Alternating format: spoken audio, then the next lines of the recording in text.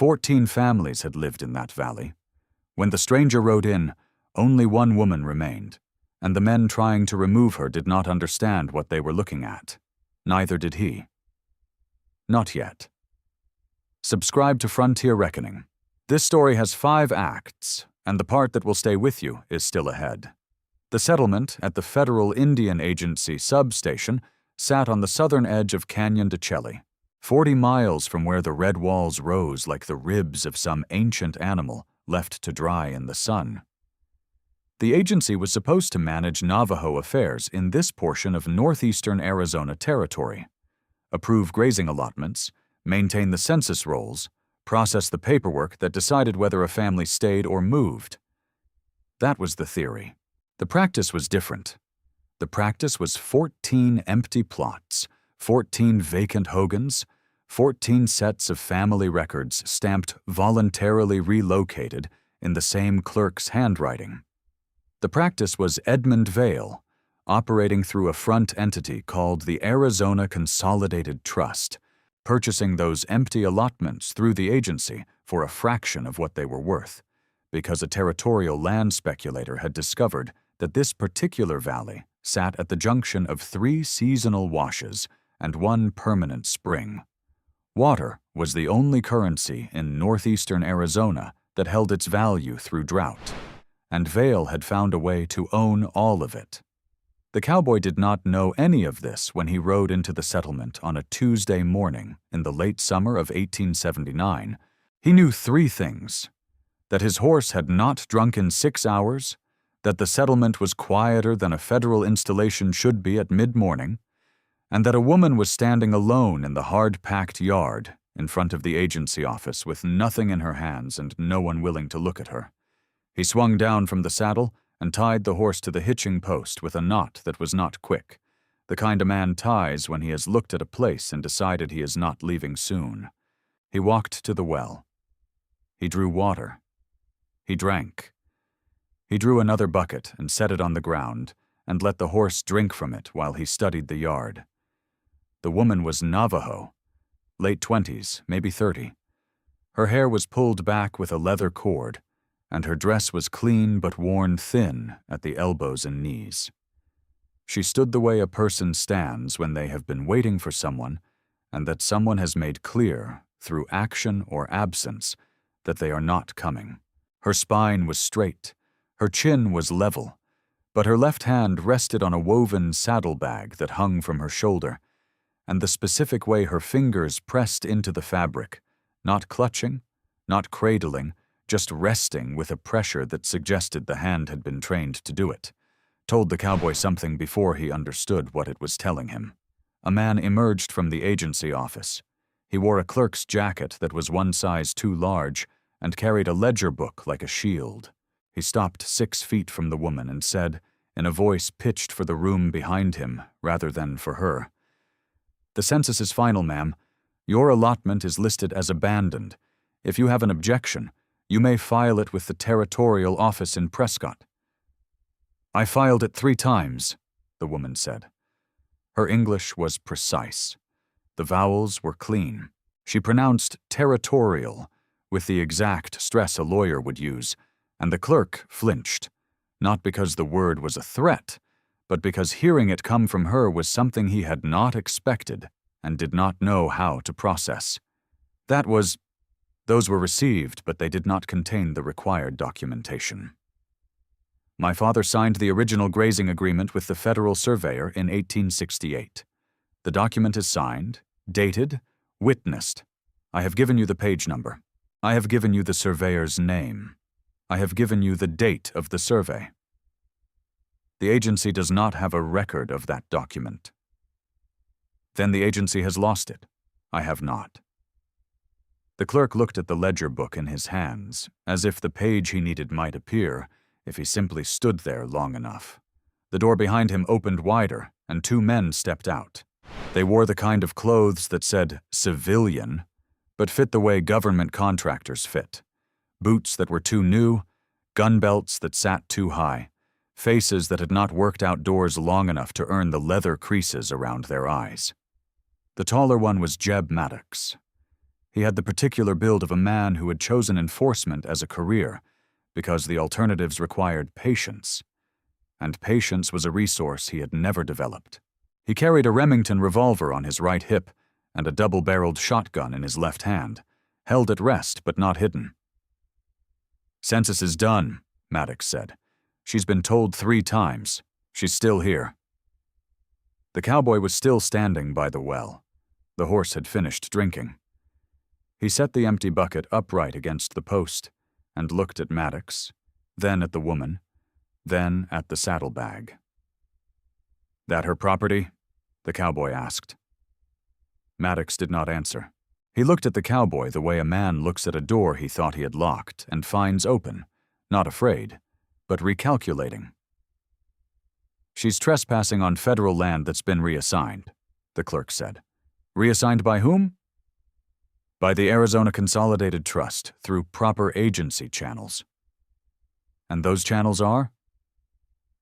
"I don't need to explain the agency's procedures to every passing—" "Which channels?" the cowboy said again. The same words, the same flat tone. The specific quality of repetition that signals a question has been asked once and will not be asked a 3rd time. The clerk closed his mouth. Maddox shifted the shotgun from his left hand to his right, not aiming, not yet, just the unconscious rebalancing of a man who has decided the conversation is moving in a direction he does not approve of. "You need to move along," Maddox said. "This is a federal matter." The cowboy looked at the woman. She was watching him with the expression of someone who has seen strangers before and has learned, through repetition, that the outcome is almost always the same. Not hope, not skepticism, the specific kind of stillness that comes from having no remaining expectations. "What's your name?" he asked her. "Cora Yazzie." "Cora, how long have you been here?" "My whole life. This was my father's allotment. His father lived here before him." "That's a lie," the clerk said. "The records show—" "The records show what you were told to write," Cora said. She said it without raising her voice, without looking at him, as if she were correcting a child who had mispronounced a word, and the correction was too routine to require eye contact. Maddox took a step forward. One of his men, a shorter fellow with a scar across his knuckles, moved to Cora's left. The geometry was deliberate. They were boxing her toward the wagon that was parked at the edge of the yard. The wagon was empty. It had come for her things. "Get in the wagon," Maddox said. Not to the cowboy, to Cora. Cora's hand tightened on the saddlebag. "She stays with me," the cowboy said. The sentence was not loud. It did not need to be. It landed in the yard the way a stone lands in still water. One impact, then rings expanding outward in every direction. The clerk stopped breathing. Maddox's men, who had been moving with the loose confidence of men who expected compliance, went still. Maddox turned to face the cowboy. The shotgun was in his right hand now, pointed at the dirt, but near enough to his hip that raising it would be one motion. "You don't have a say in federal land proceedings," Maddox said. "I didn't say anything about land. I said she stays with me. That's a personal matter, not a federal one." "She doesn't belong to you." "No, she doesn't belong to you either, and right now you're the one trying to put her in a wagon." Maddox's jaw tightened. He looked at his men. The scarred man had stopped moving. Another, younger, stood near the wagon with his hand resting on the rail, frozen in the specific paralysis of someone waiting for an order because he cannot generate his own. "You're making a mistake," Maddox said. "That's possible, but she stays with me." Maddox held the cowboy's gaze for a long breath. Then he looked at the clerk. Something passed between them. Not a plan, but an acknowledgement that the plan had a new variable, and the variable required different math. Maddox stepped back. "This isn't over," he said. "It was over before you loaded the wagon," the cowboy said. "You just haven't done the arithmetic yet." Maddox and his men walked to their horses. The clerk retreated into the agency office. The door closed. The yard was quiet again, and the only sounds were the horse breathing through its nose and the specific rhythmic creak of the wagon settling on its springs with nobody in it. The cowboy looked at Cora. She was not looking at him. She was looking at the saddlebag, running her thumb along the edge of the weave where the pattern changed from diamond to zigzag, the way a person touches a lock to confirm it is still closed. "I didn't ask you to do that," she said. "No. I don't know you. No. They'll come back. They always come back." "Likely." She looked at him then, directly, without flinching, without softening. Her eyes were the color of sandstone after rain, not warm, not cold, just there in the way that a cliff face is there, and you can look at it or not, but it will remain. "Why?" she asked. The cowboy did not answer. He walked to the hitching post, checked the knot, and began untying his bedroll from behind the saddle. What Cora Yazzie said to him next is not part of this story. It belongs to her. But whatever it was enough to make him set his bedroll on the ground near the agency wall instead of reloading it. Enough to make him sit on the step and take out a knife and a piece of mesquite wood and begin carving, slowly, in the way of a man who is committed to staying in a place he has not seen before, and is now waiting to see what the place will show him. The sun was 3 hours from the ridge when the clerk opened the agency door again and looked out at the yard. He saw the woman still standing. He saw the stranger sitting on the step. He closed the door.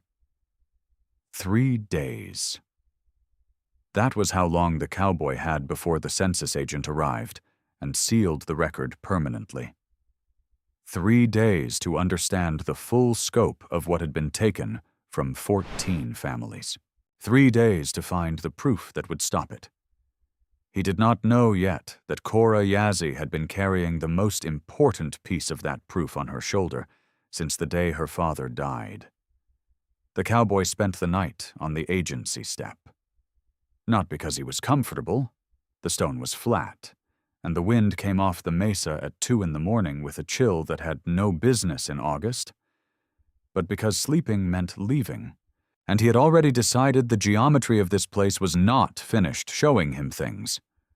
Cora Yazzie slept on the far side of the yard, beneath the canvas lean-to she had built against the agency's outer wall. He had watched her settle into it the way a soldier settles into a position that has been used before. The blanket arranged the same way, the body oriented the same direction, the saddlebag placed beneath her hip with the specific alignment of something that had been in that exact spot every night for weeks or months. Her hand rested on it in her sleep. Not gripping. Resting. The way a hand rests on a rifle when it has learned to do so without conscious instruction. At first light, the cowboy stood, stretched, and walked to the well. He drew water for the horse and for himself. Cora was already awake. She was sitting upright with the saddlebag across her lap, her fingers moving along the weave in a pattern that might have been habit or might have been something else, reading the ridges the way a blind man reads Braille, confirming that what was inside was still inside. He did not ask about the bag. He had been in enough rooms and on enough trails to recognize the difference between a woman guarding supplies and a woman guarding a secret. The distinction was in the eyes. Supplies made a person look outward, scanning for threats. Secrets made a person look inward, monitoring themselves. "You know this land?" he asked. "I was born on it. I mean the land around it, the other allotments." She looked at him. The same direct gaze from the day before.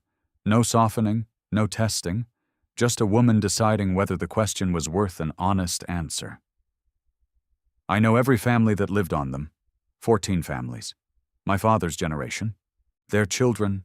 Their grandchildren. Where are they now? Gone. Some to the agency camp at Ganado, some to Window Rock, some just gone. She said it the way a person recites a list they have recited many times before, not numb, but efficient, because the emotion had been spent the first dozen times, and what remained was the arithmetic. The cowboy saddled his horse while the sun was still low enough to cast long shadows from the agency building across the yard. He checked the cinch twice, not because it needed checking, but because the motion gave him time to look at the settlement without turning his head. The clerk's window was open a crack. Someone was watching. He rode north along the valley floor. The first allotment was a quarter-mile from the agency. A hogan, traditional octagonal log structure with the door facing east, sat at the edge of a wash that would carry water in the spring rains. The hogan was intact, but empty. The hearthstones inside were cold, and had been cold for a long time. A stack of firewood beside the door had been left by someone who had expected to return, and did not. The wood was weathered gray on top and brown underneath, where the rain had not reached it. 2 winters, maybe 3, of abandonment. He rode to the next one. Then the next. By noon, he had visited 8 of the 14 allotments. Each one told the same story. Intact structures, abandoned hearths, family belongings left behind in the way a person leaves things behind when the departure is not voluntary. A child's moccasin on a shelf. A loom with half a blanket still threaded. A cast-iron pot hung on a peg by the door, waiting for a meal that was never going to be cooked there again. At the 9th allotment, he found something different. The hogan was empty like the others, but the ground around it had been recently disturbed. Not by weather, by boots, multiple sets, moving in straight lines rather than the random patterns of family life. He dismounted and knelt in the dust. The tracks were government issue, hobnail soles, standardized tread. Not cavalry boots, but agency boots. He looked toward the agency substation 4 miles south. Then he looked at the ground again. The tracks led to a spot 50 yards north of the hogan where the wash widened, and the sand was softer. There, someone had driven 4 wooden stakes into the ground in a perfect rectangle, 12 feet by 20. The stakes were new. The corners were sharp. Each one bore a small brass tag stamped with numbers.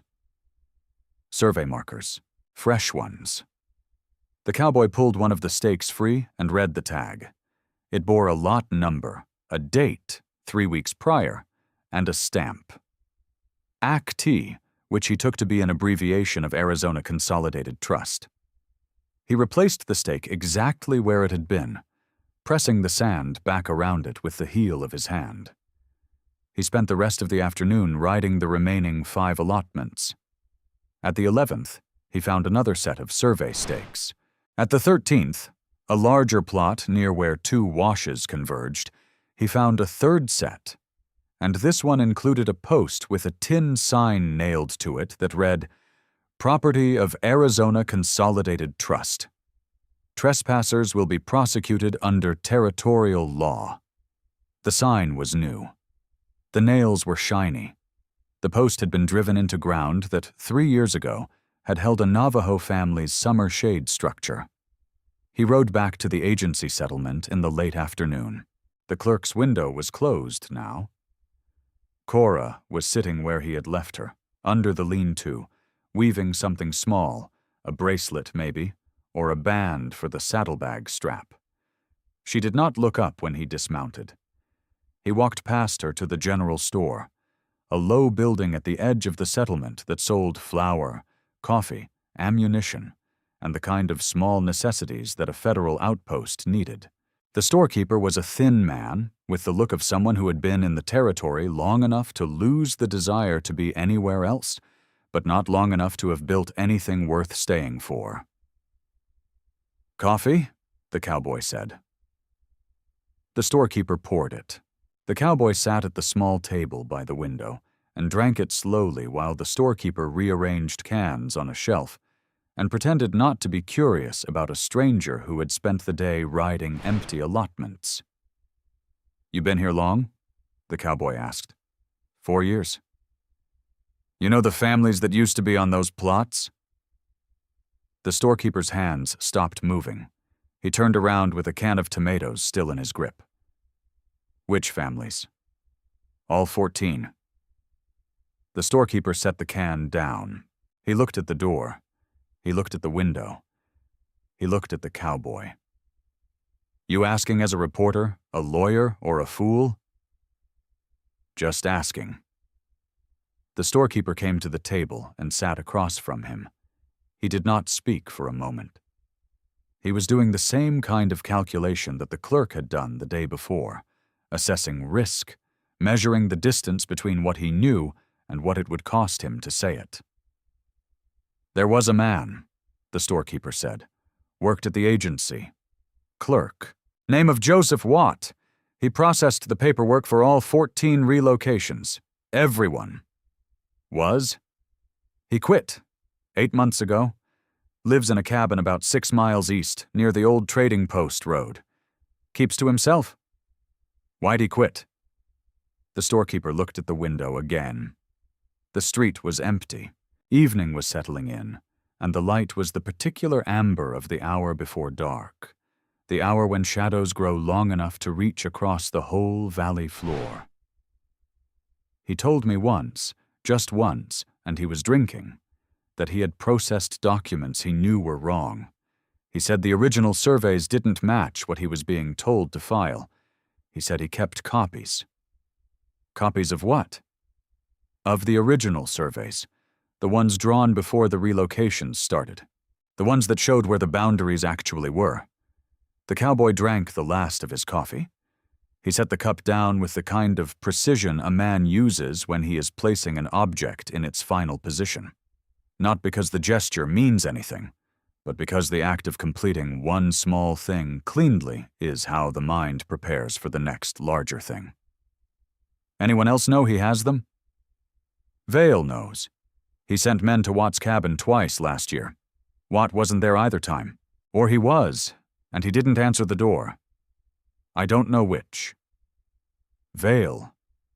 Edmund Vail, the man behind the Arizona Consolidated Trust. He doesn't come here often. He has people for that. But when he does come, the agency clerk does exactly what he's told, and the next family disappears from the census roll." The cowboy stood. He placed a coin on the table, not more than the coffee cost, not less. "Which direction is east from here?" "Take the wash road past the 3rd allotment. When the road forks, go left. The cabin is where the junipers start." He was at the door when the storekeeper spoke again. "Mister, Watt's a good man. Scared, but good. He's been waiting for someone to ask the right question for 1.5 years. If you're the one asking, be careful with him. He's been carrying something heavy." The cowboy nodded once and stepped into the evening. Have you ever watched someone be cast out by the very people who should have stood beside them? And understood, before anyone would say it, that the reason was a lie someone more powerful had planted? He found Joseph Watt's cabin just as the last light was failing. It sat in a grove of junipers at the end of a track that had been walked more than ridden. The hoofprints were sparse, but the bootprints were deep and frequent, all leading from the cabin to a spring 20 yards south and back again. This was a man who did not leave home often. The cabin was small, built of stacked stone and mud mortar, with a chimney that was not smoking and a door that was barred from inside. The cowboy dismounted and knocked. No answer. He knocked again. "Mr. Watt, my name doesn't matter. I've been at the agency since yesterday. I met Cora Yazzie. I rode the 14 allotments today. I saw the survey stakes. I saw the trust markers." Silence. "Your storekeeper friend told me you kept copies. I'm not here to take them. I'm here to understand what they say." The door opened 6 inches. A face appeared in the gap, thin, bearded, with the particular pallor of a man who had been indoors too long and sleeping too little. Joseph Watt was perhaps 50, though the last 2 years had added a decade to his appearance. His eyes were the eyes of a man who had been carrying a weight that was too heavy to set down and too dangerous to share. Watt looked at the cowboy for a long moment. Then he looked past him, scanning the junipers, the road, the darkening sky. "You rode the allotments?" "All 14. "You saw the stakes?" "At 3 of them. The agency's been busy." Watt opened the door wider. The cabin inside was a single room, a cot, a table, a stove, and a wall of shelves stacked with paper. Not books, documents, rolled surveys, folded correspondence, bound packets tied with string. Each one was labeled in a careful hand. The labels were dated and numbered, and the numbers ran in sequence from 1 to 37. 37 documents. 2 years of systematic displacement, recorded and filed by the man who had been ordered to carry it out. "I processed every relocation order," Watt said. He was not sitting. He was standing by the table with his hands at his sides, the way a man stands when he is about to say something he has rehearsed many times but never actually spoken aloud. 14 families. Each one got the same notice. Your allotment has been reviewed and determined to be abandoned under agency guidelines. Each one was a lie. Who gave the orders? Edmund Vail, through the agency superintendent. Vail would come with a list, names, plot numbers, and the superintendent would tell me to process the relocations. The surveys would already be redrawn. The new boundaries matched the trust's purchase offers. And the originals? Watt crossed the room and pulled a rolled document from the 3rd shelf. He untied the string and spread it on the table. It was a survey map, hand-drawn, detailed, with boundary lines in black ink and water sources marked in blue. The date in the corner read 1868. The signature at the bottom belonged to a federal surveyor named J.H. Carstairs. "This is the original," Watt said. "Before Vail had it redrawn. The original shows 9 permanent water sources within the valley. Vail's version shows 2. The other 7 were erased. Without the water, the allotments look marginal, easy to declare abandoned because no one could survive on them through drought." The cowboy studied the map. The blue marks were precise. Each water source was labeled with flow estimates, seasonal variation, and proximity to the nearest allotment boundary. This was not a rough sketch. This was the work of a surveyor who had spent weeks on the ground. "You said copies?" the cowboy said. "You kept copies." Watt went to the 4th shelf. He pulled out a second rolled document and spread it beside the first. It was identical in every respect, same boundary lines, same water sources, same surveyor's signature. But this one bore an additional stamp in the lower corner. "Official copy. Federal Indian Office. Prescott." "I made 2 copies before I filed the original with the agency," Watt said. "The original is gone. Vail's people took it from the files, but these 2 are witnessed and stamped. The Prescott copy was certified before the superintendent started taking orders from Vail." The cowboy did not touch the maps. He looked at them the way a man looks at ammunition before a battle, counting, calculating, assessing whether the quantity is sufficient for the engagement ahead. "The water rights," he said.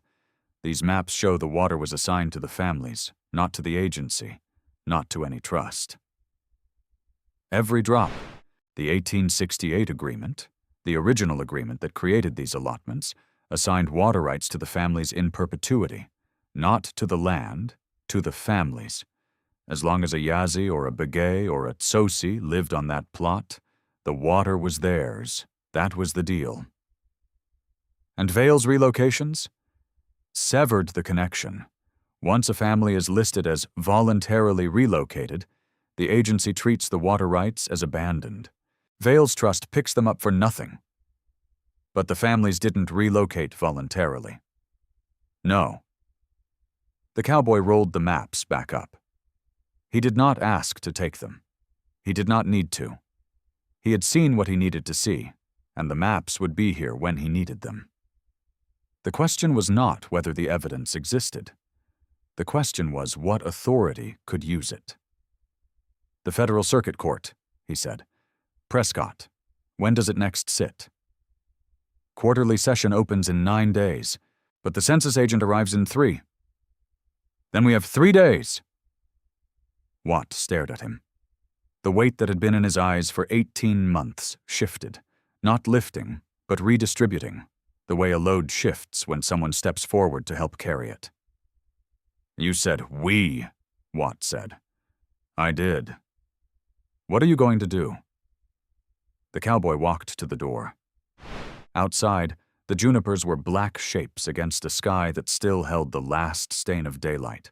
His horse was standing where he had left it, ears forward, watching the road. "First," the cowboy said, "I'm going to find out exactly what Cora Yazzie is carrying in that saddlebag." He stepped into the dark, and the door closed behind him. The maps stayed on the table, spread open, the blue marks of 9 water sources visible in the lamplight. 9 springs that a land speculator had erased from the official record, and a clerk had preserved in a cabin in the junipers, waiting for someone to read them correctly. 2 days left. The cowboy rode back to the settlement in the dark. His horse knew the trail better than he did. 4 miles of wash road and hard-packed earth, and the animal moved through it with the particular confidence of a creature that has already mapped the terrain by daylight and does not need to see it twice. He did not hurry. He was thinking about water sources, survey maps, and the specific way a saddlebag hangs on a woman's shoulder when the bag contains something heavier than its appearance suggests.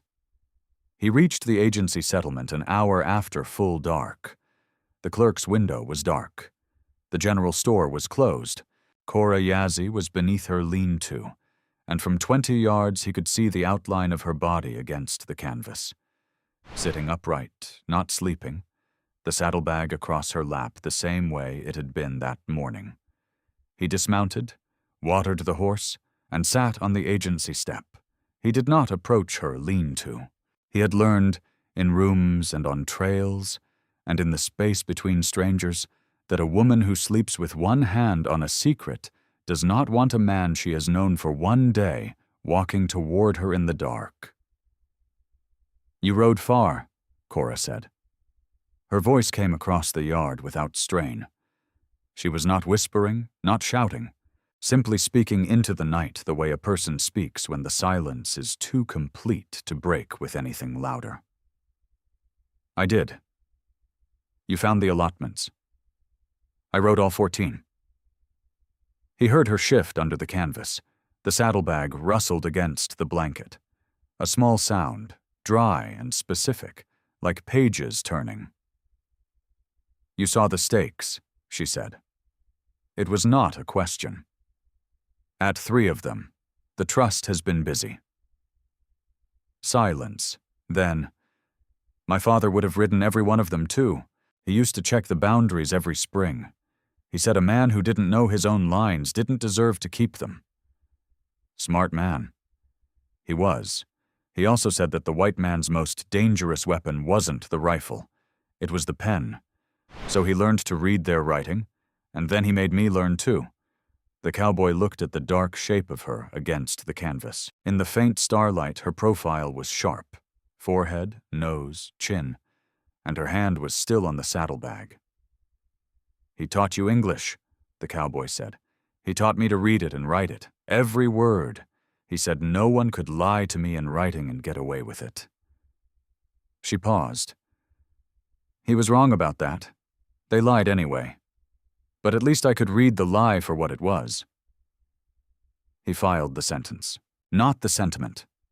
That was familiar. the way 100 injustices in 100 settlements had familiar shapes. What he filed was the detail. She could read and write English. In 1879, in northeastern Arizona, that made her more dangerous to men like Edmund Vail than any rifle, because a literate woman could read the documents that were supposed to stay unread. He said nothing more that night. He sat on the step and let the desert cool around him, and thought about 3 days and 9 water sources, and a clerk in a cabin who had been carrying 37 documents for 18 months. He slept with his back against the agency wall and his rifle across his knees, and his hand not far from the trigger. Morning came fast. The desert light at this altitude did not arrive gradually. It waited in the east like a held breath, and then broke over the mesa rim all at once, flooding the valley with a color that was not quite gold and not quite pink, but something older than both. The cowboy was on his feet before the light reached the yard. The horse was already awake, ears tracking something to the north. He walked to the well and drew water. Cora was sitting up, the saddlebag in her lap again, her fingers moving along the weave. "I need to go somewhere today," he said. "I may not be back until dark." "Where?" "To see if the men who work for the trust have decided what to do about yesterday." "You mean they'll come here?" "They'll come here. But whether they come today or tomorrow depends on how quickly they decide I'm a problem worth solving." Cora looked at him with the same steady gaze she had given him the first day.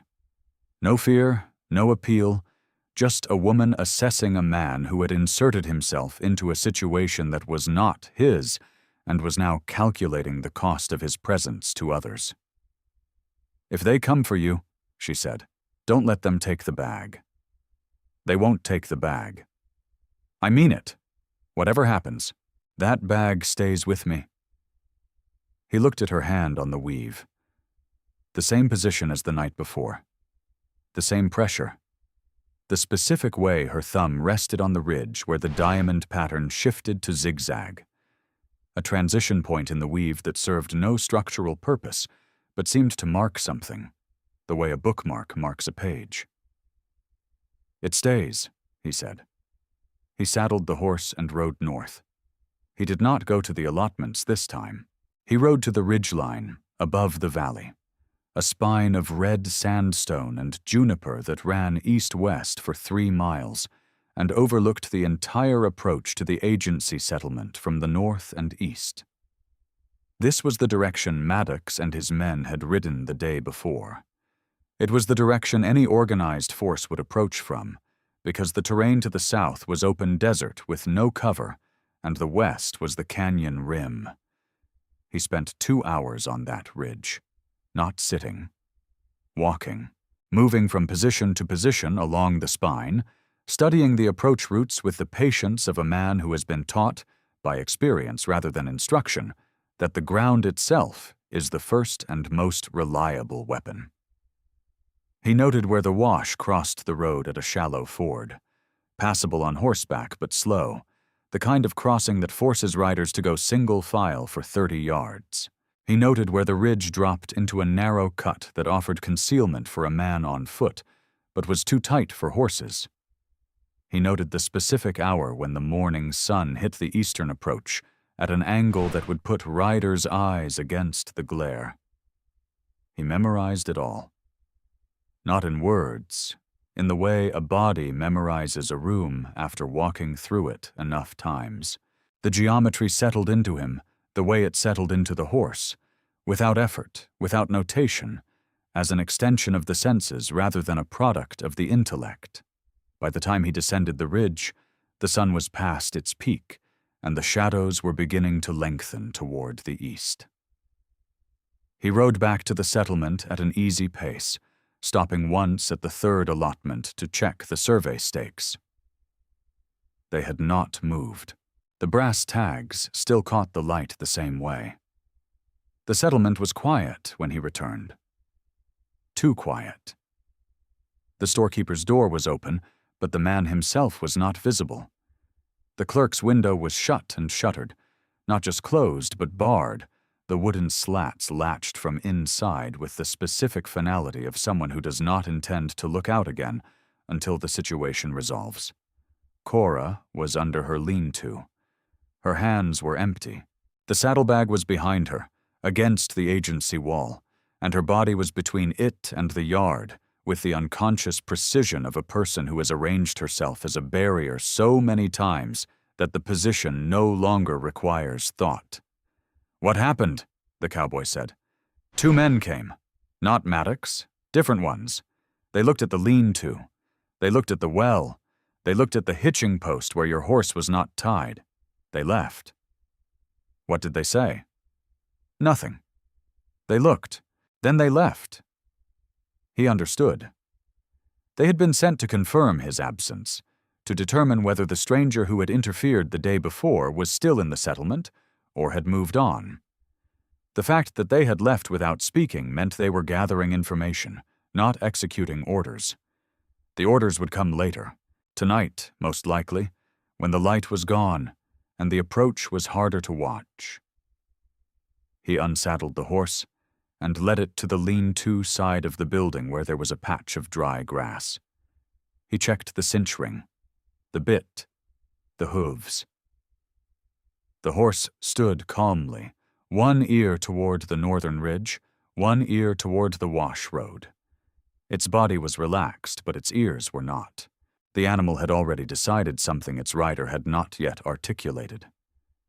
The cowboy went to the agency step and sat down.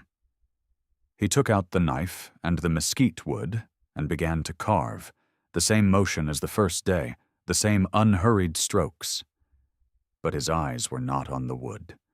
They were on the road. Cora watched him from across the yard. "You think they're coming tonight?" she said. "I think they were here this afternoon to learn when I wouldn't be here. That tells me two things. First, they want you alone. Second, they think I leave at some point and they can plan around it." "And when you don't leave?" "Then they plan for two instead of one." She was quiet for a while. The wind shifted. It came from the north now, carrying the faint smell of juniper and dust. The horse's ears rotated toward the wash road and stayed there. "My father kept a rifle by the door," Cora said.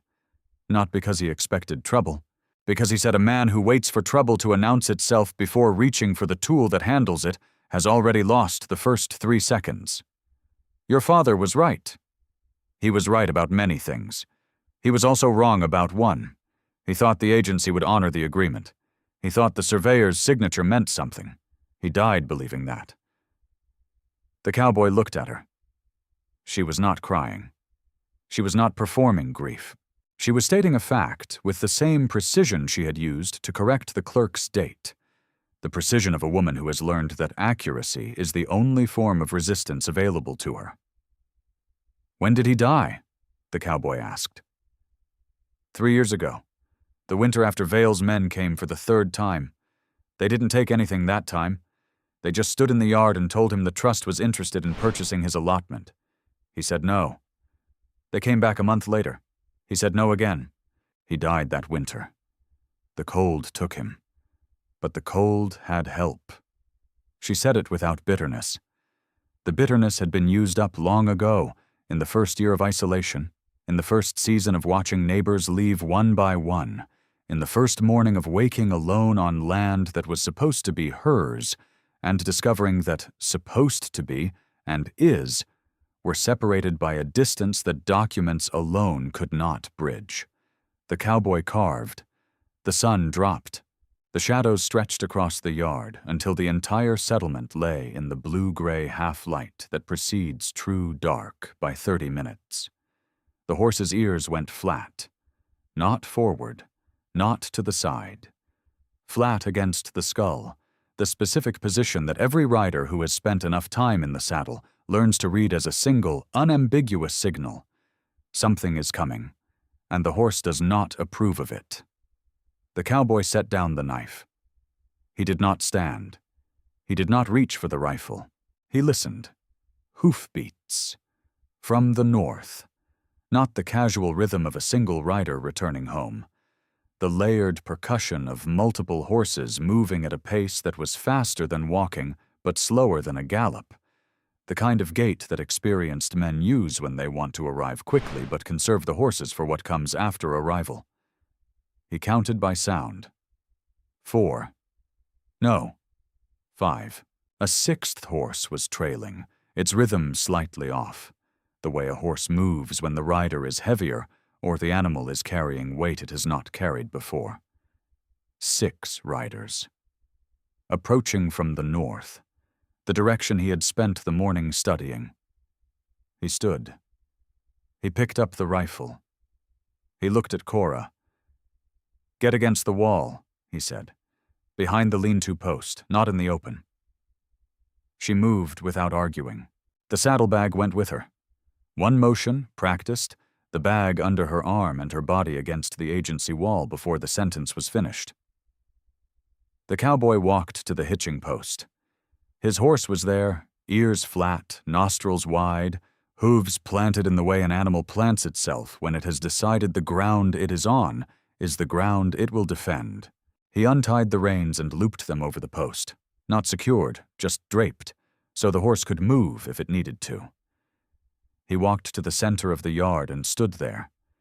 6 riders emerged from the wash road in a column. Jeb Maddox was in front. Behind him, 4 men, the same 2 from the day before, plus 2 new ones, bigger, with the particular economy of movement that comes from having done this kind of work enough times that the body no longer wastes motion on hesitation. The 6th rider hung back at the edge of the yard, mounted on a horse that was better fed than the others, and wearing clothes that were cleaner. The 6th rider was not a hired hand.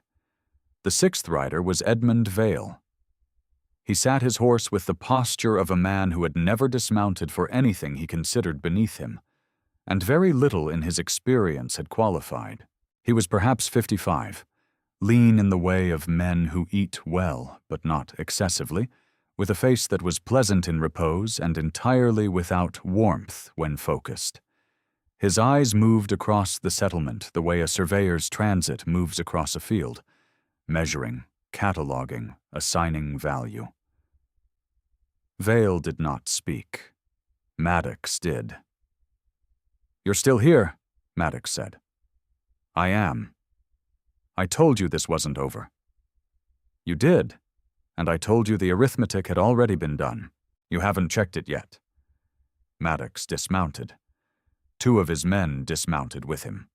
The other 2 stayed on horseback, flanking the yard, east and west, covering the exits.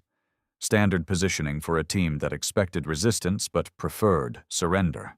Vail remained mounted, watching. "Mr. Vail is here personally," Maddox said, "to inform you that the agency's census is final. The woman's allotment is being transferred to the Arizona Consolidated Trust. This is a legal federal action. Your interference is obstruction of a federal proceeding." "Is that what he told you?" the cowboy said. He was not looking at Maddox. He was looking at Vail. "That the census is final?" Vail's expression did not change.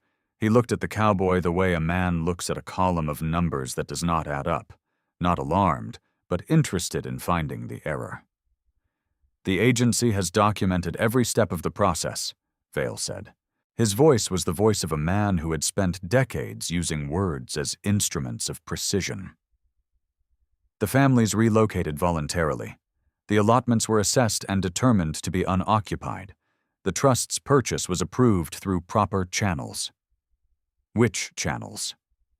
"I don't answer to strangers." "No.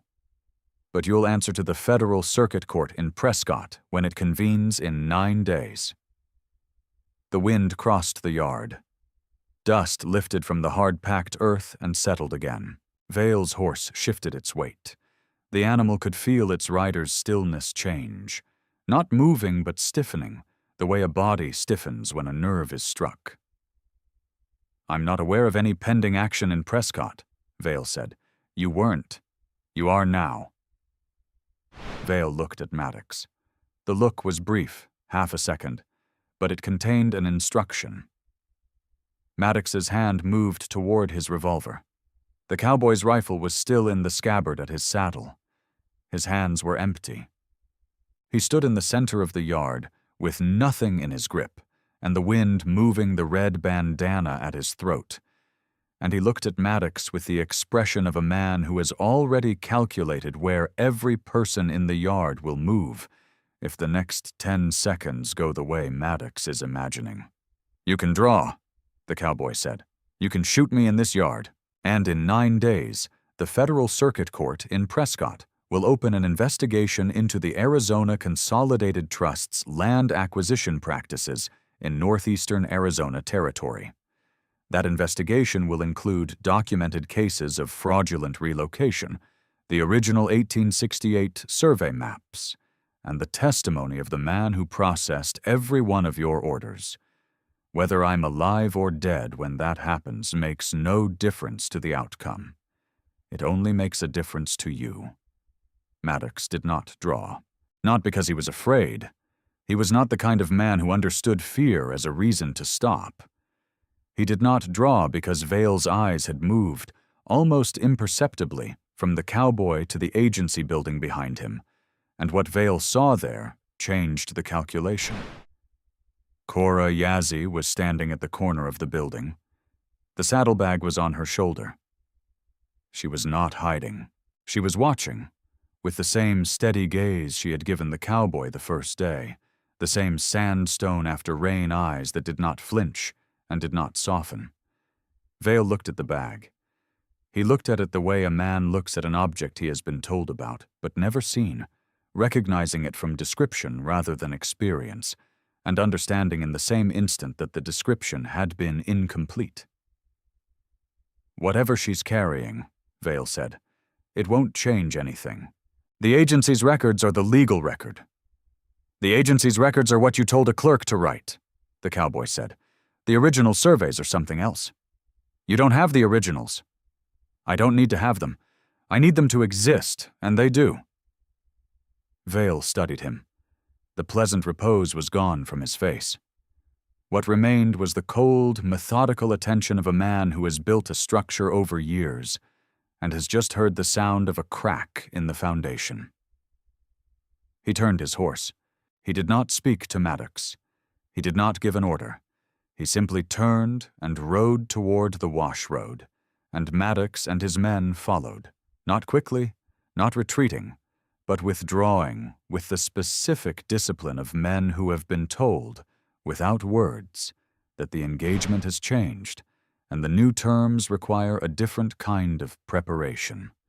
The hoofbeats faded into the wash. The cowboy stood in the yard until the sound was gone. Then he walked to the agency step and sat down, and picked up the mesquite wood and the knife. His hands were steady. His breathing was even.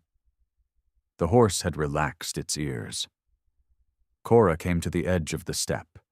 She did not sit. She stood with the saddlebag at her hip and looked down at him. "You just told that man you're going to take him to federal court," she said. "I did." "And you don't have the documents." "I have the survey maps." "Survey maps show boundaries. They don't show rights. They don't show the original agreement." He looked up at her. She was right.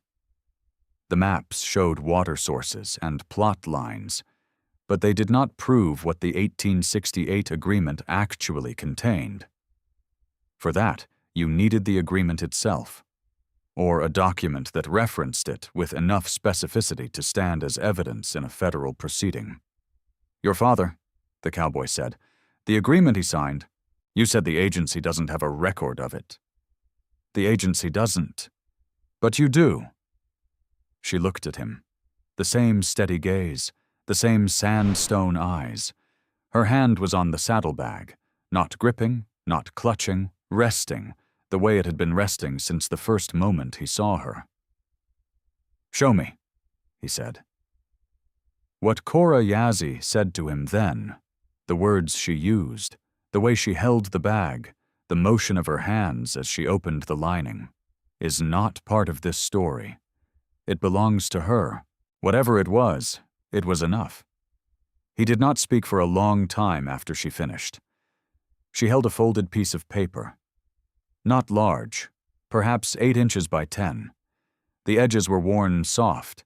The folds were deep and permanent, the way paper folds when it has been opened and refolded many times over many years. The ink was faded but legible. The handwriting was that of a federal surveyor. Precise, mechanical, the kind of penmanship that is trained rather than natural. At the bottom, 2 signatures. One was J.H. Carstairs, the same name that appeared on Watt's survey maps. The other was a name in a different hand, less precise, more deliberate. The signature of a man who was not accustomed to writing, but understood the gravity of what his name on this page meant. The document was dated 1868. It described, in the language of a federal grazing allotment agreement, the permanent water rights assigned to the Yazzie family in perpetuity, rights tied not to the land, but to the family line, transferable only by the family's own choice, irrevocable by any subsequent agency action. The cowboy read it twice. "Your father kept this," he said. "He gave it to me the winter before he died. He said the agency would try to take it. He said to never let anyone see it unless the person asking was someone worth trusting. And you're showing me. I'm showing you because you stood in the yard and told a man with 6 guns that I stay with you. No one has said that about me in a very long time." He handed the document back. She folded it and placed it inside the lining of the saddlebag and closed it. The same motion she had been performing since the first day, the same pressure of thumb on the ridge where diamond met zigzag. "This document," he said, "doesn't just cover your allotment." "No." "The surveyor who signed it, Carstairs, he drew the maps for the entire valley. Every allotment, every boundary, every water source." "Then this agreement doesn't just protect you, it protects all 14 families. If the court honors it. The court will honor it, because by the time the circuit judge in Prescott reads this document, he will also have Watt's survey maps, Watt's testimony and relocation orders that contradict a federal agreement signed 11 years before the trust existed. She looked at him for a long time. The wind moved the dust across the yard. The horse stood at the hitching post, ears forward, watching the northern ridge where 6 riders had disappeared. "What are you going to do now?" she asked. "Ride to Fort Defiance, send a telegram to the Federal Circuit Court in Prescott, then come back." "How long?" "Half a day there, half a day back. I'll be back before dark tomorrow." She nodded once.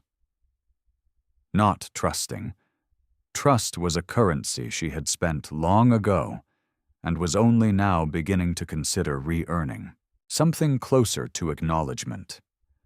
The recognition that the man standing in front of her had not asked for the document, had not demanded proof, had not leveraged his intervention into a claim on her secret. He had simply asked, and she had answered, and the exchange had been conducted with the specific equality that exists between 2 people who have decided, for different reasons, and with different evidence, that the other person is telling the truth. The cowboy saddled his horse in the last of the light. He checked the cinch. He checked the rifle in the scabbard. He mounted and turned the animal toward the wash road. "Lock the agency door from inside," he said. "Stay near the wall. If they come before I'm back, don't open the door for anyone." "I've been surviving here alone for 3 years," she said. "I know. You won't have to do it alone for much longer." He rode north into the gathering dark. Behind him, Cora Yazzie stood in the yard until the hoofbeats faded.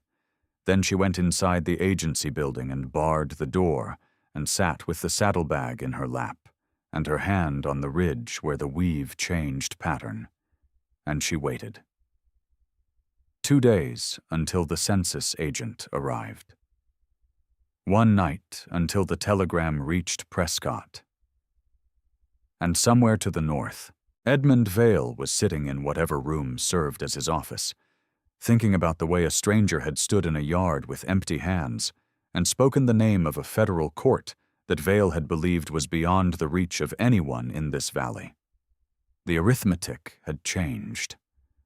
The question was whether Vail understood by how much. The trail to Fort Defiance was 40 miles of high desert, juniper, and silence. The cowboy covered it in 11 hours, not because the horse was fast, but because he did not stop. The animal moved at the steady, ground-eating pace of a creature that understood the weight of what its rider carried and had decided, in its own way, that the distance between the settlement and the telegraph wire was not a journey, but a transaction to be completed with the least possible waste. Fort Defiance sat at the edge of the Chusca Mountains like a scar on the land that had not healed properly. The buildings were adobe, weathered to the color of old bone, and the flag above the command post hung limp in the morning air. The telegraph office was in a lean-to attached to the sutler's store, a single room with a wire running through a hole in the wall and a brass key bolted to a plank table. The operator was a young man with spectacles and the particular pallor of someone who had not seen a cloud in 6 weeks. He looked up when the cowboy entered, assessed the dust on the man's clothes and the quality of the rifle in the scabbard, and returned his attention to the ledger open on the table. "Telegraph to Prescott," the cowboy said. "Federal Circuit Court office." "That's a long wire," the operator said. "2 relays minimum. You want it sent, or do you want to write it?" "I'll write it." The operator slid a blank form across the table. The cowboy stood at the plank and wrote in small, tight letters, the handwriting of a man who had learned that paper was expensive and space was not a thing to be wasted. He wrote the address of the Federal Circuit Court clerk. He wrote the date. He wrote the substance. Fraudulent land acquisition in northeastern Arizona Territory involving 14 Navajo grazing allotments. Original 1868 survey maps and grazing allotment agreement in possession of witnesses. Forged relocation orders filed through Federal Indian Agency substation. Arizona Consolidated Trust operating under fraudulent claims. Federal treaty obligations violated. Census agent arriving in 2 days to seal transfers. Request judicial intervention before transfers are finalized. Signed, an interested party. He pushed the form across the table. The operator read it. His eyebrows rose approximately 1/8 of an inch, the maximum emotional display the territory had trained into him. "Federal Circuit Court," the operator said. "You know the quarterly session doesn't open for 9 days." "I know." "So even if this reaches them today, they can't convene early." "They can send a representative. A federal officer with authority to issue a temporary restraining order on land transfers pending judicial review." The operator looked at him again, longer this time, with the particular attention of a man who has just realized that the dusty stranger in front of him is not merely sending a message, but issuing a legal instruction. "You a lawyer?" "No." "You write like one." "I read like one." "That's enough." The operator counted the words on the form, calculated the cost, and stated the amount. The cowboy paid in exact change, coins counted out on the plank with the precision of a man who understood that overpaying was a form of inaccuracy, and inaccuracy was a form of weakness.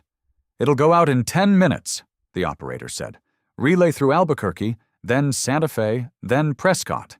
Best case, it reaches the court clerk by tomorrow afternoon." "Tomorrow afternoon," the cowboy repeated. He filed the number. 1 day for the wire, 1 day for the court to act. The census agent arrived in 2. The margin was thin enough to read a newspaper through, but it was a margin, and a margin was all he had ever needed. He rode back through the night. The horse did not complain. The stars turned above the mesa rim with the slow, indifferent precision of a clock that kept time on a scale no human schedule could influence, and the cowboy used them the way a navigator uses fixed points, not for comfort, but for calibration. He crossed the wash road at the place where the ford was shallowest, and by the time the eastern sky began to lighten from black to the color of a bruise, the agency settlement was visible in the distance. The single lean-to against the wall still standing, the door of the agency building still barred. He dismounted at the well. Drew water. Let the horse drink first. The agency door opened. Cora Yazzie stepped out, the saddlebag on her shoulder, her eyes moving from the horse to the rider to the road behind him with the systematic efficiency of a woman who had been awake since before the stars faded, listening. "You sent the wire," she said. "I did. And now we wait. And now we wait." She looked at the sky. The light was spreading across the valley floor, filling the washes and the low places with a color that was not quite gold. The junipers on the ridge stood black against it, and somewhere to the north a coyote was finishing a conversation with no one in particular. "How long?" she asked. "A day for the wire to reach Prescott. If the court acts, another day for a representative to reach here. The census agent arrives tomorrow." "I know." She looked at him. The same gaze, the same sandstone eyes. But something in them had shifted overnight. Not warmer, not softer, but more present. The way a woman is more present when she has decided that the person she is looking at has earned the right to be looked at directly. "I'll be at the lean-to," she said. "If you need me, I'll be there." She turned and walked back. The door closed. The bar dropped into its brackets with a sound that was small and specific and final. The sound of a woman who had spent 3 years learning to trust that sound more than any human voice. The cowboy sat on the step. He did not carve wood. He did not sleep. He sat with his rifle across his knees and his eyes on the road, and waited for the next thing to happen. Because in his experience, the interval between sending a telegram and receiving a response was never truly empty. Someone always fills it. The question was whether the person filling it would be a federal officer or Edmund Vail's men. The answer came at mid-morning. Not Maddox this time. Not hired hands.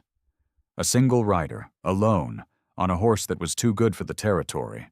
A chestnut gelding with a blaze face and legs that suggested thoroughbred blood. The kind of animal a man buys when he wants to communicate something about himself without speaking.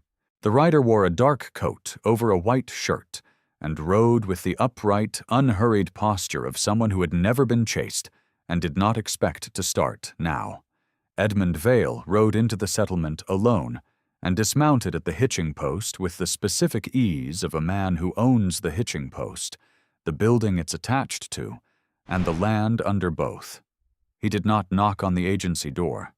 He did not look at Cora's lean-to. He walked to the agency step and stopped 3 feet from where the cowboy was sitting, and he looked down at him with an expression that was not hostile and not friendly, the expression of a man who has come to conduct a negotiation and has not yet decided which side of the table to put the other man on. "May I sit?" Vail said. "It's a step, not mine." Vail sat. He settled himself with the particular care of a man in expensive clothes who has decided to do something uncomfortable because the conversation requires it. He placed his hands on his knees and looked at the yard, the well, the lean-to, the empty wagon that was still parked where Maddox's men had left it. "I've spent the night thinking about what you said yesterday," Vail said, "about the federal circuit court, about the survey maps, about a man named Watt. That's a lot of thinking." "It is, and it led me to a conclusion. You're either bluffing, in which case you're a fool and I don't think you're a fool, or you're telling the truth, in which case you've already sent a wire to Prescott and we have approximately 36 hours before a federal officer begins asking questions I would prefer not be asked." The cowboy said nothing. "So I came here to offer you something," Vail said. He reached into his coat and produced an envelope, thick, cream-colored, the kind of stationery that costs more than a week's wages in a place like this. Inside this envelope is a bank draft for $500. It is yours, no conditions, no signature required. In exchange, you ride out of this settlement today and do not return." The cowboy looked at the envelope. He did not touch it. $500, he said. "A generous sum for a man who has been here for 3 days and has no legal standing in this matter." "I don't have legal standing, but Joseph Watt does, and Cora Yazzie does, and the 14 families whose names are on those relocation orders do. The families relocated voluntarily. You keep saying that. You said it yesterday in the yard. You said it to Maddox. You said it to the clerk. You've said it so many times that you may actually believe it. But the document in Cora Yazzie's saddlebag doesn't agree with you." Vail's posture did not change. His hands remained on his knees. His expression remained composed. But something behind his eyes recalculated, the way a machine recalculates when a new variable is introduced that changes the output of every equation it has already completed. "You've seen it," Vail said. "I've seen it." The agreement, signed by the federal surveyor, dated 1868, assigning water rights to the Yazzie family in perpetuity, rights that cannot be severed by subsequent agency action. Vail was quiet for a long time. The wind moved across the yard. The horse at the hitching post shifted its weight and exhaled through its nose. "That document," Vail said slowly, "if it exists as you describe it, it exists. Then it doesn't just affect the Yazzie allotment. It affects every allotment in the valley, every water source, every boundary, every purchase the trust has made in the last 2 years." "Yes. You understand what that means." "I understand what it means." Vail looked at the envelope in his hands. Then he looked at the cowboy. Then he looked at the lean-to, where Cora Yazzie was sitting behind a barred door with a saddlebag in her lap. $500 is a lot of money, Vail said. Compared to 14 families, it's not enough. Vail stood. He placed the envelope on the step beside the cowboy, not on his lap, not in his hand, but beside him, in the way a man places a tool on a workbench when he is not finished with the conversation but wants the tool to remain visible. "I'm staying at the trading post tonight," Vail said. 3 miles east. If you change your mind before morning, the draft is yours. If you don't..." He paused. He looked at the road. He looked at the northern ridge. He looked at the sky. "If you don't, I will be here tomorrow at dawn with a federal relocation order bearing the signature of the agency superintendent, and the woman in that lean-to will be removed by legal authority before the census agent arrives." He mounted the chestnut gelding and rode east without looking back. The envelope sat on the step. The cowboy did not touch it. He sat there for a long time. The sun moved. The shadows shifted. The horse at the hitching post dozed with one ear toward the east and one ear toward the north, and the settlement was quiet in the way that a place is quiet when everyone in it is waiting for something they cannot see. At some point in the afternoon, the agency door opened and Cora looked out. She saw the envelope on the step. She did not ask about it. She closed the door. The cowboy waited until the sun touched the western ridge. Then he stood, picked up the envelope, walked to the well, and dropped it into the bucket. The water darkened around the cream-colored paper. The ink dissolved. By morning, there would be nothing left of Edmund Vail's $500, but a faint stain on the inside of the bucket. He went back to the step. He sat down. He picked up the mesquite wood and the knife and carved slowly in the way of a man who has made a decision and is now waiting for the decision to produce its consequences. One day left. The telegram was somewhere between Albuquerque and Santa Fe. The Federal Circuit Court was somewhere between ignorance and action.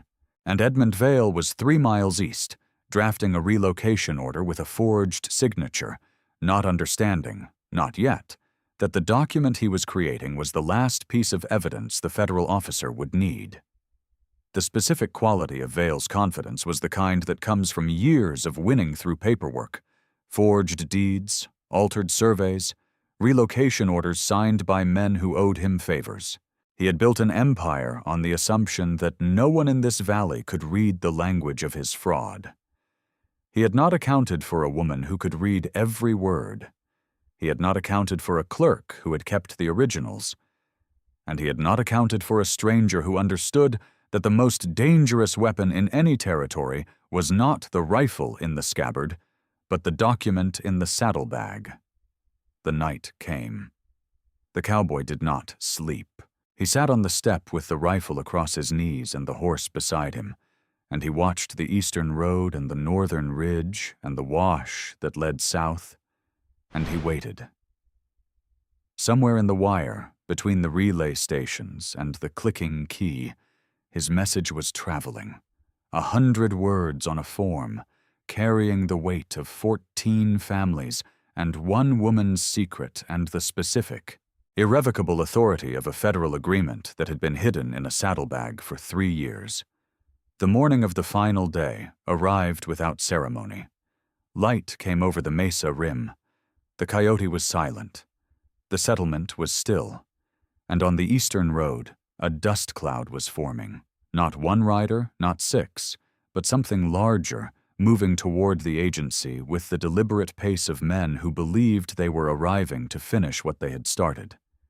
The cowboy stood. He checked the rifle. He looked at the horse. "The math is about to be checked," he said, to no one, or to the horse, or to the morning itself. The dust cloud grew. The dust cloud arrived at 8 minutes past 7. It was not Maddox.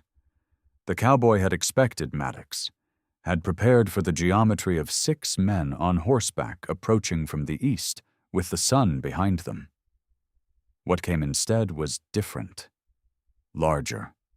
Slower. The dust rose in a wide, flat sheet that said, "Wagon, not riders," and behind the wagon came horsemen in formation. Not the loose, predatory spread of hired guns, but the measured spacing of men operating under federal authority.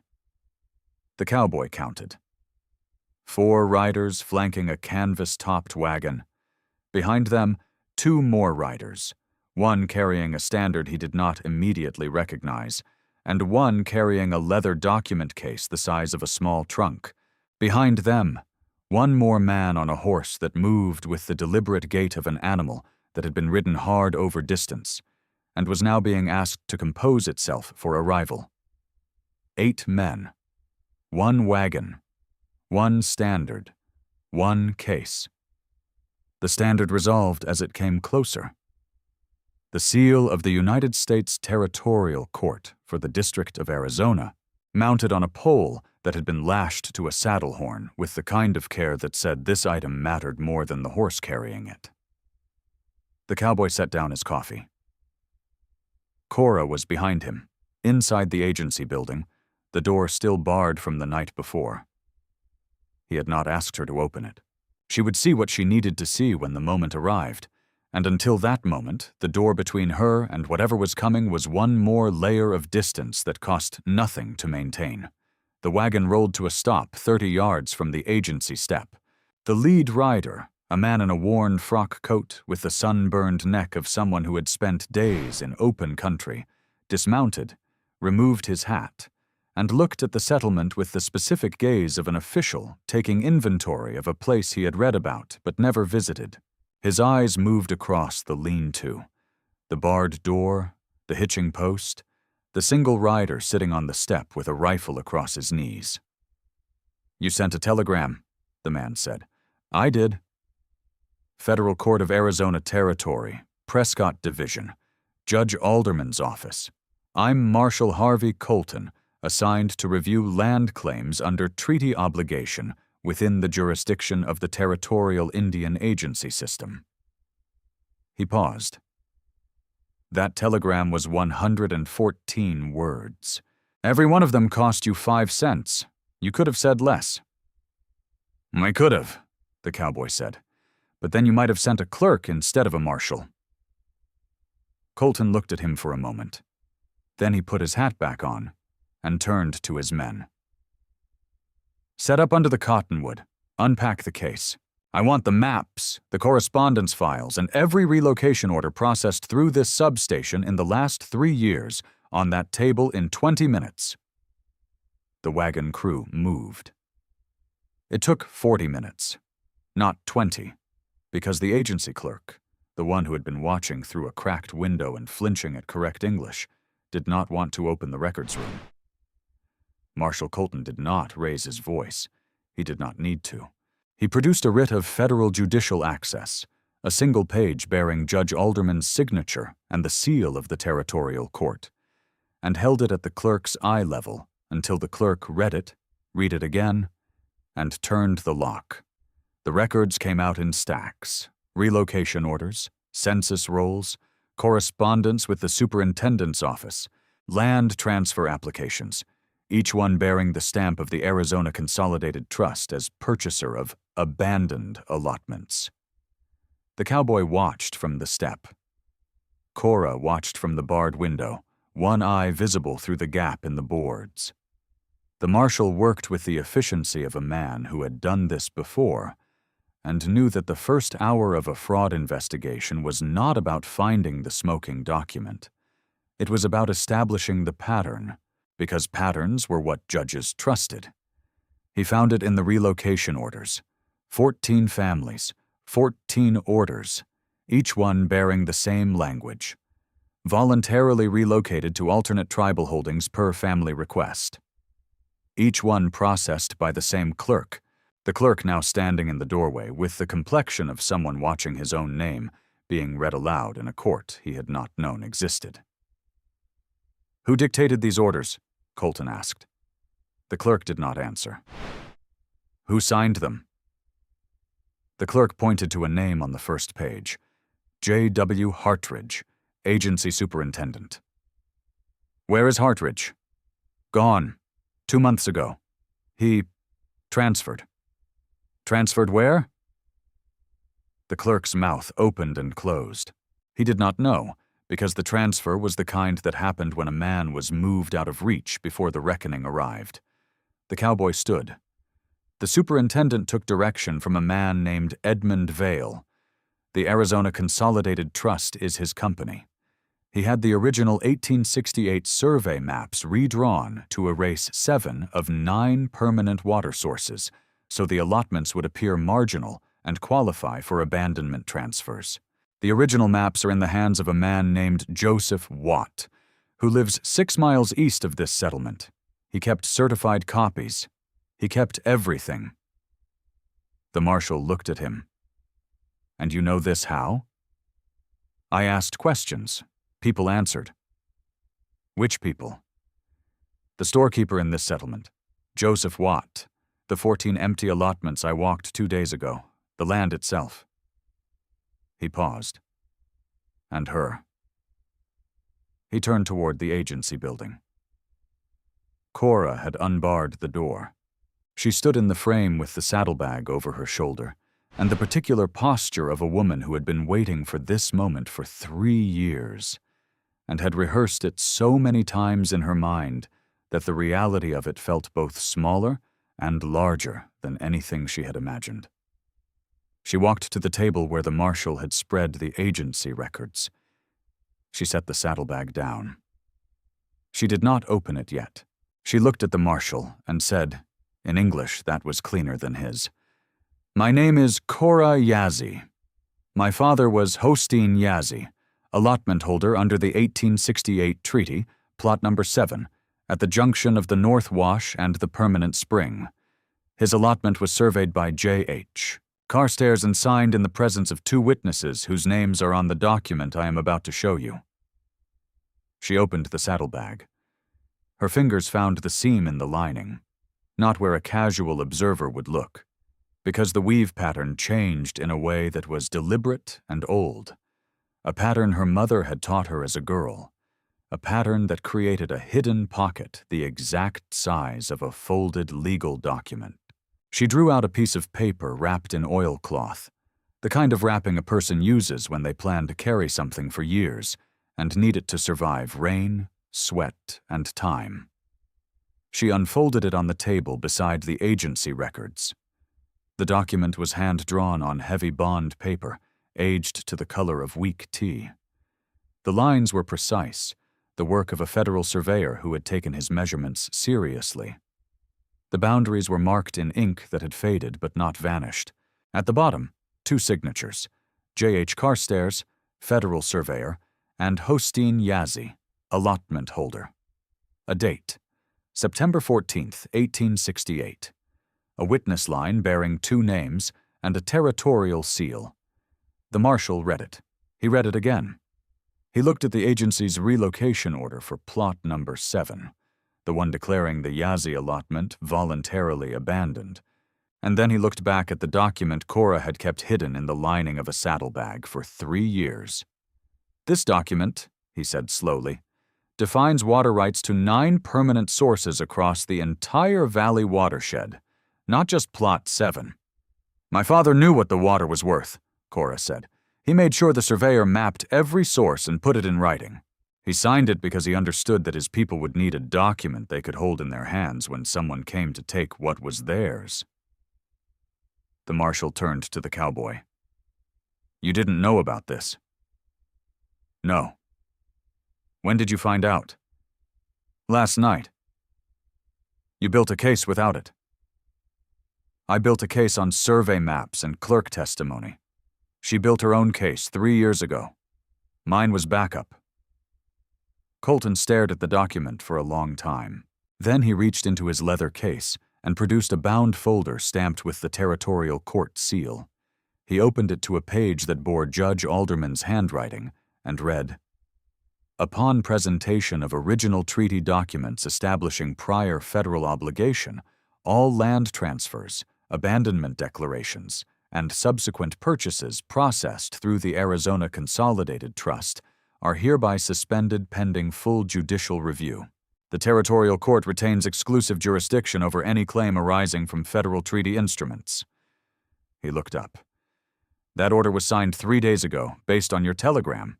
The judge anticipated we would find exactly this." "Smart man," the cowboy said. "He's read enough of these cases to know what a company does when it erases water from a map." The wagon crew began packing the agency records into crates. 2 riders were dispatched, one to Joseph Watt's cabin to collect the survey maps, one east toward the 14 empty allotments to post notices of the court's suspension order. Edmund Vail did not arrive that morning. He did not arrive that afternoon. The cowboy learned later, from a rider who came through at dusk, that Vail had been seen leaving the settlement the previous evening in a buckboard headed south, moving fast, with 2 cases of files and no intention of returning. Jeb Maddox was found at a line camp 12 miles east, alone, his men having dispersed when the news of the marshal's arrival reached them by the fastest route gossip in the territory could travel. Maddox surrendered his weapons without argument. The marshal's deputy recorded his name, his employer, and his statement, which was brief and cooperative, because Maddox understood that the alternative to cooperation was a federal charge, and federal charges did not care about the local connections that had protected him for 2 years. The agency clerk resigned his position that afternoon. He walked out of the records room, set his jacket on the counter, and left the settlement without speaking to anyone. The cowboy did not watch him go. By evening, the cottonwood table held 14 suspension notices, 1 original treaty document, 1 set of certified survey maps, delivered by Joseph Watt himself, who rode in at 3 o'clock with the maps in a tube, and the expression of a man who had been carrying something heavy for 18 months and had finally set it down, and a stack of correspondence that would take the territorial court 6 weeks to fully process. 6 weeks. Not 6 days. Not 3 months. 6 weeks, because the judge in Prescott had read the telegram, had sent a marshal instead of a clerk, and had signed a suspension order before the evidence even arrived. The system, when it worked at the speed of someone who had seen this kind of theft before, and refused to let it finish. The cowboy sat on the agency step as the sun dropped below the mesa rim. Cora stood beside the cottonwood, watching the marshal's men secure the documents in the wagon for transport to Prescott. Joseph Watt stood at the edge of the yard, looking at the empty allotments to the south, with the expression of a man counting the places where families used to live and calculating how long it would take for them to come back. "I'll need to testify," Watt said. "You will," the cowboy said. "They'll ask why I waited 18 months. They will. Will that matter?" "The maps matter. The documents matter. The 18 months is a question a judge will ask, and you will answer it honestly, and the answer will be that you were afraid, and that you kept the maps anyway. A jury will understand that." Watt nodded. He did not say anything else. He stood there for a while longer, then he walked to his horse, mounted, and rode east toward his cabin, carrying nothing, because the maps were in the wagon now, and the weight of them was no longer his to bear alone. The marshal left the next morning with the wagon, the documents, and 2 deputies. He shook the cowboy's hand once, a brief, functional grip that said nothing about gratitude and everything about professional respect between 2 men who understood that the work was not yet finished, but the hardest part was behind them. Before he mounted, Colton paused. "The judge will want to know your name." "The judge has the documents. He doesn't need my name." "The court record will need a name." "Then put a traveler. The court's seen worse."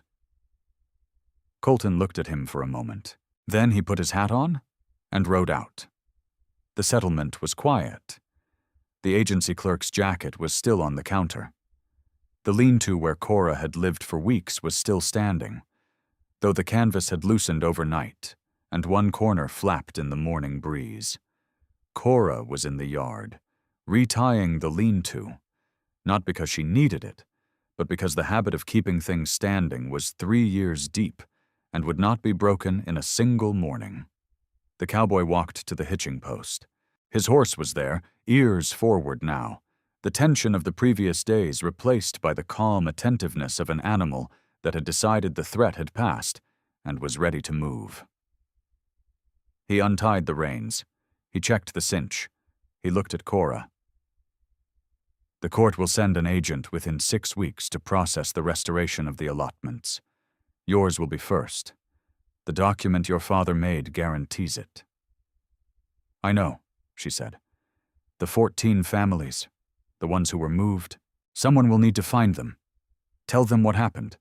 Tell them to come back." "Someone will." "You could do that." She looked at him. The saddlebag was over her shoulder again.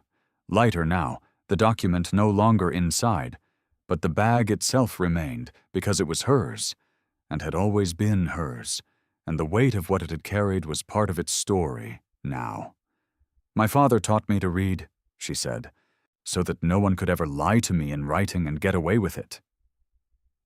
"He was right. He would have liked you. He would have told me to get off his land." A sound came from her that was not quite a laugh, and not quite anything else. The sound of a person who had not had reason to make that particular noise in a long time, and was not entirely sure her body still remembered how. She said something to him then. What Cora Yazzie said to the cowboy as he stood at the hitching post with the reins in his hand is not part of this story. It belongs to her. But whatever it was, he paused longer than the words required. And when he finally stepped into the saddle, he did not ride north immediately. He sat for a moment, looking at the settlement, at the lean-to, the cottonwood, the empty road south where 14 families would begin their return. And the horse waited with him, patient, because the animal understood that some departures require a breath before the first step. He rode north. The agency settlement sat in the morning light. The lean-to was still there. The cottonwood still stood. The barred door was open now, and inside, the room where Cora had slept with her hand on a saddlebag was empty, except for the faint impression of a body on the floor and the dust settling where no one would disturb it again. Within the week, the first family returned. The Espinosas from Allotment 3, with 2 wagons and 4 children who had not seen the valley in 2 years. They found their house standing, the roof sagging but intact, the well still producing. Cora was there. She did not explain what had happened. She simply pointed to the agency building where a notice was posted, the territorial court's suspension order nailed to the wall where anyone could read it, and said, "Your land. Come home." By the end of the month, 8 families had returned. By the end of the second month, all 14. Joseph Watt moved from his cabin into the settlement and took the clerk's position. Properly this time, under a new superintendent sent from Prescott, a man who read the original survey maps before he unpacked his trunk and made sure every subsequent document matched them. The Arizona Consolidated Trust filed 3 motions to contest the suspension. All 3 were denied. Edmund Vail was located in Tucson 6 weeks later and served with a summons he could not outrun. His trial was set for the following spring. His lawyer argued jurisdiction. The judge pointed to the treaty document, the one that had lived in a saddlebag for 3 years, and said, "Federal instrument, federal court, sit down." Jeb Maddox testified against Vail in exchange for reduced charges. His testimony was detailed, cooperative, and specific. He named dates, payments, and orders. He did not embellish. He did not apologize. He answered the questions put to him with the mechanical precision of a man who had decided that his future was worth more than his employer's past. Cora Yazzie received full legal title to allotment number 7, the junction of the North Wash and the Permanent Spring, on a Tuesday afternoon in late October. The document bore the seal of the territorial court and the signature of a judge who had read every page of the case file, including the original survey map, Joseph Watt's certified copies, and the handwritten allotment agreement that Hostine Yazzie had signed 12 years before his daughter carried it into a federal courtroom. She framed it. Not in glass. Glass was expensive and unnecessary. She nailed it to the inside of her door, where the morning light hit it first. And every day when she opened that door, the document was the first thing the sun touched. What she said to herself when she read it that first morning is not part of this story either. But she stood there for a long time, and the expression on her face was not triumph or relief or any single word the English language has been precise enough to name. It was the look of a woman who had been right for 3 years, at great cost, and had finally been proven so, not to the people who had doubted her, but to herself. The cowboy was already gone. 200 miles north by the time the first family returned, 300 by the time the court's suspension order was posted. He did not send word. He did not check. The work, for him, had ended at the hitching post with the reins in his hand and a woman's words settling into a place he would not name, but would carry with the specific weight of something that matters more for having been said exactly once. Subscribe to Frontier Reckoning. There are more stories here. Stories where the quiet man at the back of the room already has the answer, and the person no one believed turns out to have been carrying the proof all along.